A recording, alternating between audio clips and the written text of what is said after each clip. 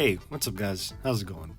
Retro gaming could be very expensive. I mean, with certain games of certain consoles going up in price and you got the greedy games market, shit's kind of going crazy right now. And I just want to present a few cheap options to get into retro gaming. Now, like the title says, these consoles are very cheap to collect for. So let's just get started.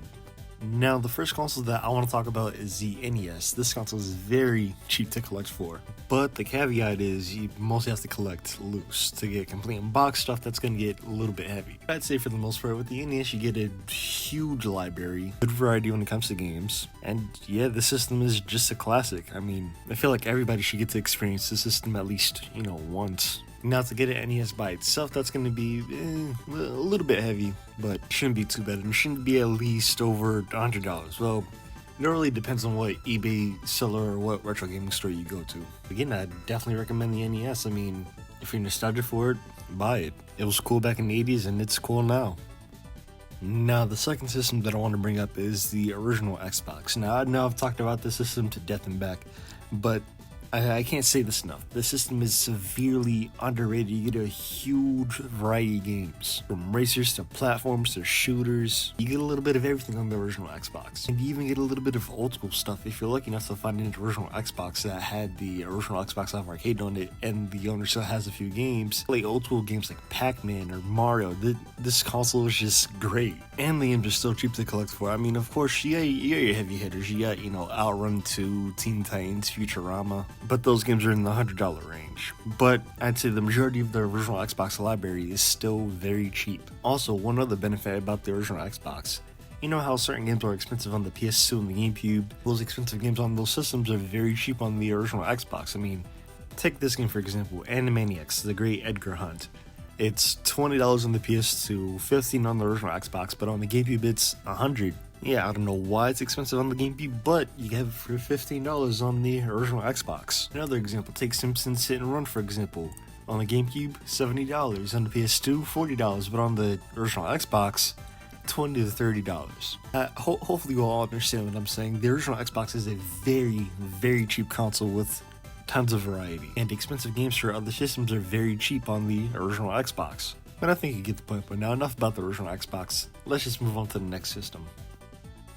Alright, the Nintendo 64. Now this system comes with a few caveats. Now just like the NES, it's very cheap to collect it loose. When it comes to complete in box stuff, it's going to get a little expensive. But this is another system with some great heavy hitters. I mean, you could build up a decent collection for not a lot. You could still find Mario 64 for like $20, Donkey Kong 64 for $20 as well. I think 1080 Snowboarding is worth like $10. There's a good amount of games for a very cheap price on the N64.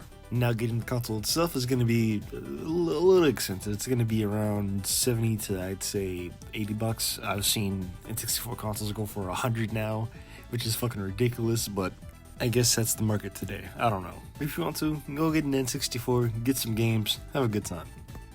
Alright, Sega Genesis. Now, this is very similar to the NES. It's sort of the same thing. It's a cartridge-based system, so it's a lot cheaper, get a huge library.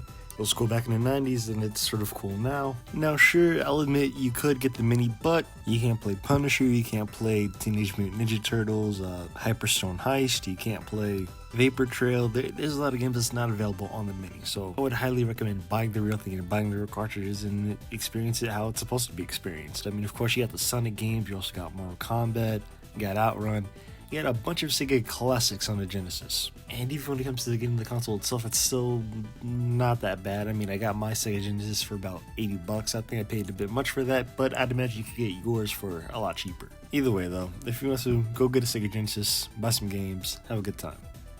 Alright, and we are starting to wrap it up here. Now, the last few consoles that I want to recommend is the Atari 2600, or the whole Atari console library. But I want to mention the Atari 2600 specifically because, well, it's the most popular console, has the largest library. You all get the point by now. Now, yes, of course, the Atari 2600 has its heavy hitters like Air Raid, or Pepsi Invaders, or Red Sea Crossing, Beat 'em and Eat 'em, or Custer's Revenge. If you know, you know, but yeah.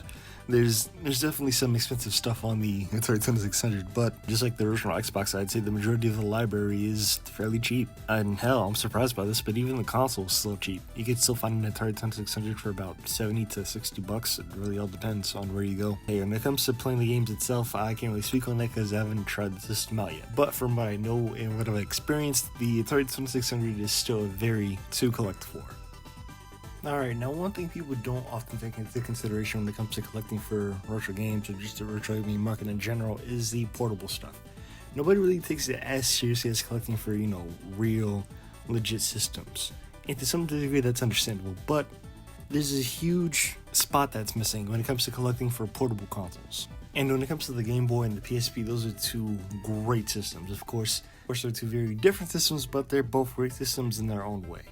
That's really all I wanted to mention. Now, ladies and gentlemen, at the end of the day, pick out what you want, play what you want to play, do what you want to do. Use emulation if you want to, but if you want to get into retro gaming, I'm just throwing out a few ideas to get you started. And hey, if you want to, like, subscribe, do whatever you want to do, nourish, and tell me down below, what's your favorite portable system? Tell me down in the comments, and I'll see you guys later. Peace.